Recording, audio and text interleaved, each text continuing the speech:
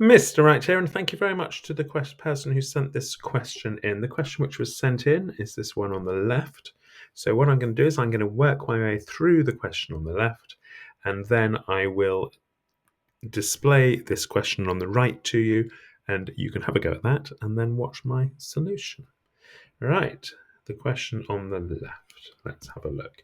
The question is, can we simplify 64 p to the power of 9, q to the power of 12, and all of that is to the power of 2/3?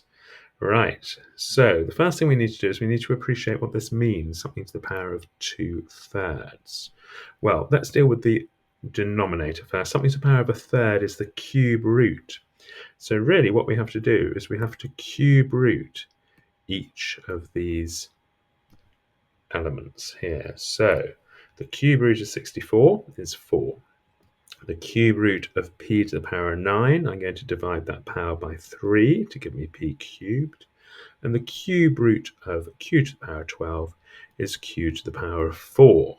So I've cube rooted everything, so now all I need to do is just square what I've got there. So that's going to be 4 squared, 16.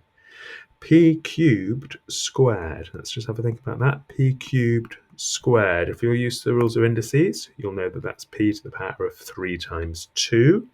Or if you want to think about it as being p cubed squared, you could think about p cubed times p cubed, and remember to add those powers. So p cubed squared is p to the power of 6, and q to the 4 to the power of 2 is q to the 4 times 2, q to the power of 8. So that is that question solved. So now I'm going to ask you to have a go at this question on the right, which I'll write down here for you. It's 125 p to the power of 6, y to the power of 24, and all of that is to the power of 2/3. Have a go at that, and then press play again and compare your solution with mine. Right, so here we go. I'm going to first of all deal with the denominator here, the power of 1/3. I'm going to cube root what's in my bracket. Cube root of 125 is 5. The cube root of p to the power of 6 is p squared, and the cube root of y to the power of 24 is y to the power of 8. And now I'm going to square what I've got. Incidentally, if you're not sure about how to tackle these or you want more practice, I'll put a link to my all of IGCSE indices film at the end of this one.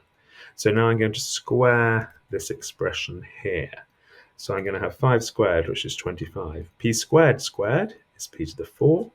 And y to the 8 squared, well, y to the 8 squared is y to the power of 8 times 2, 16. So there's my solution to that. And here are the links to the film. Here's the link to the film that you might find useful. If you've got a question that you're stumped on, then please do email it in to me. You'll find my email address in the description of this film. And as I say, you may find this further film on indices useful. Thanks for watching. See you in the next film.